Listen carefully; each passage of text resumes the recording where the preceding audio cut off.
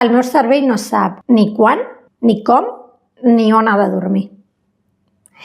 La narcolèpsia és una malaltia molt condicionant, però que t'ensenya també a valorar molt el moment. És una malaltia que no saps en quin moment pot haver-hi una simptomatologia i la simptomatologia en si et pot invalidar molt. Bàsicament, viure en narcolèpsia és saber que en qualsevol moment del dia et pot donar un atac de son i allà on t'agafi hauràs de dormir. A vegades no és ni visible de cara a l'altra persona i tu t'has quedat dormit. Però també t'ensenya a viure molt tranquil, perquè com que afecta tantíssim a les emocions, t'ensenya a viure molt i molt tranquil. La narcolèpsia és una malaltia neurològica crònica on el cervell té una dificultat per regular els cicles de son i vigília. Té diverses manifestacions, com una somnolència diürna excessiva, una pèrdua del to muscular que s'anomena cataplèxia, fragmentació del son nocturn. El tipus que té la Cristina, el tipus 1, va acompanyat de cataplèxia. Llavors, dintre de la complexitat del que és l'enfermetat, un cop l'acceptes, és molt fàcil el poder conviure amb ella, tot i les dificultats del dia a dia, perquè al final, si vols fer plans, has de dormir abans, si viatges has de... Jo, personalment, per exemple, m'ascercioro d'on te vaig, com et pot afectar, els sorolls, tot el que siguin emocions. Hi ha situacions que no puc fer, per exemple, jo no puc agafar un cotxe, però busques altres eines, però dintre de tot el que condiciona, un cop ho saps, ho acceptes i tires endavant. Amb sinceritat, jo fa que tinc simptomatologia des de nadó, com aquell qui diu. Tot i que la narcolèpsia és una malaltia que els metges diuen que és a partir dels 6-7 anys que es comença a manifestar, jo sempre vaig ser un bebè que vaig dormir malament. Jo ja tenia terrors nocturns de bebè, un anyet, 2 anyets, tenia pors, tenia el son completament invertit, però conforme em vaig anar fent gran, la simptomatologia va anar avançant i ha anat avançant tal qual correspon a les etapes de l'enfermetat. Vaig començar amb molta somnolència i terrors nocturns, vaig continuar amb paràlisis i al·lucinacions, la somnolència ja ha estat sempre. I ja en edat adulta vaig començar a tenir cataplèxies. De joveneta eren facials i adulta ja van començar a ser totals, parcials. Què va passar? Que jo vaig normalitzar tantíssim, que fins que no va ser la meva parella que va arribar a consulta i va fer la pregunta, jo no hagués advertit que tenia un trastorn del son per a nada. I de fet, quan ell va fer la consulta em vaig enfadar molt. Perquè clar, per mi era com si ets tu el que dors malament, no jo. Però no, en realitat era jo. Jo pensava que tothom se despertava moltes vegades a la nit i no és així, que tothom s'adormia de cop i no és així. I ara, en aquesta etapa de la meva vida, tinc tota la simptomatologia que amb tractament farmacològic i molta rutina del son ho porto més bé, però soc una narcolèpsia tipus 1 de llibre, diuen els metges. Jo vaig saber durant la pandèmia que vaig tenir narcolèpsia.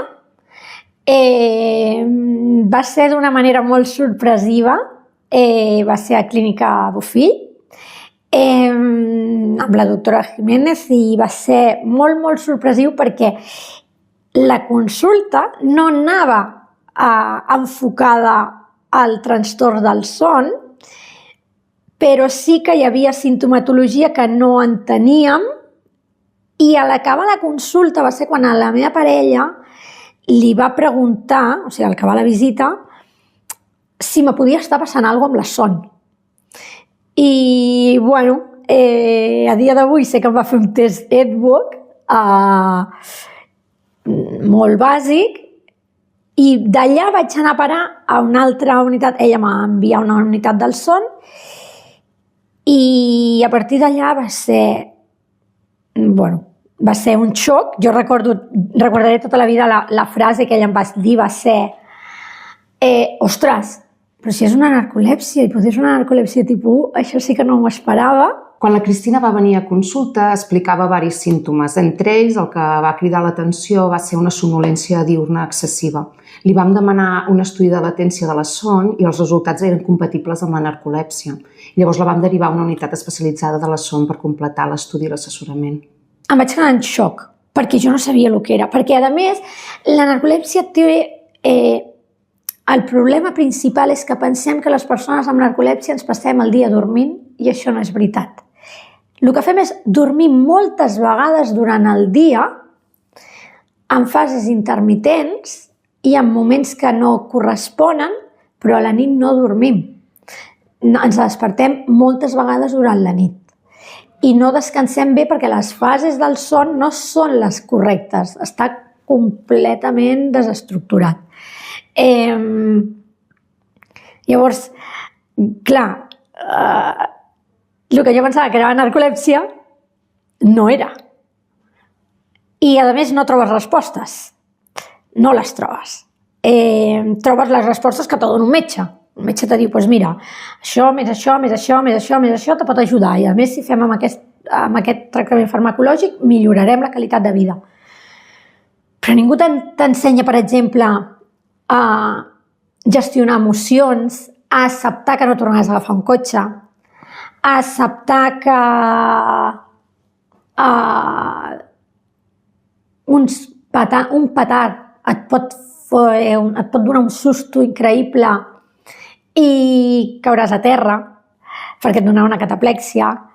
Has d'acceptar moltes coses que tampoc a nivell emocional i personal, perquè en el teu dia a dia també condiciona molt. O sigui, te quedes dormida cuinant i se te crema el menjar i t'agafa una sensació de culpabilitat del per què, i el per què és perquè tens narcolèpsia. I a vegades ho fas tot bé i fas totes les teves rutines com corresponen i en tot i això la simptomatologia hi és. A mi me van recomanar que una de les coses més recomanables que hi ha a tothom és que expressi el que li passa.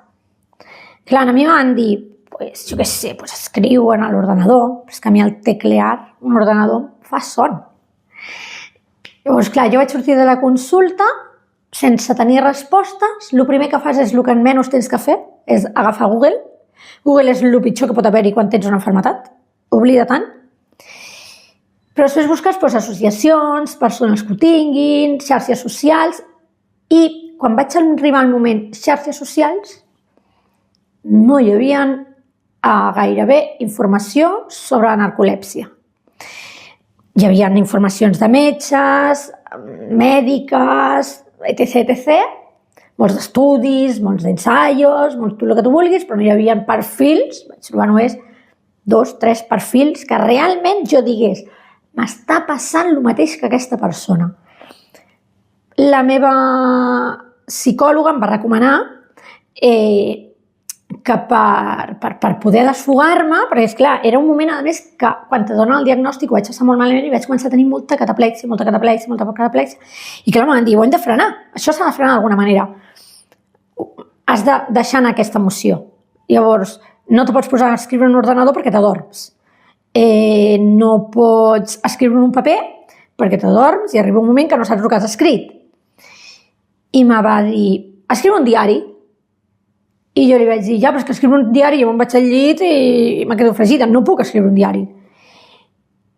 I me va dir, pues obro un perfil d'Insta privat. No ho fes-ho públic, fes-ho privat, a modo de diari. I vaig crear un diari d'una narcolèptica per mi, a nivell personal meu. Què va passar? Que, tot i ser privat, va començar a arribar molt de seguidor amb narcolèpsia. i molts de pares amb fills amb narcolèpsia. I molta gent perduda amb la narcolèpsia. Llavors vaig eliminar tot el que era el meu diari, ho vaig guardar a nivell personal, i vaig obrir un canal de divulgació i de visibilitat del trastorn, perquè en realitat és un trastorn, és una malaltia rara i és un trastorn del son. I doncs a dia d'avui primer sí que era més visibilitzar la sintomatologia, el significat de tot. Tot ha sigut molt progressiu també conforme a mi he anat avançant amb la malaltia, no? Amb el meu dia a dia i amb la meva acceptació. A dia d'avui és la vida d'una persona amb narcolèpsia cada mes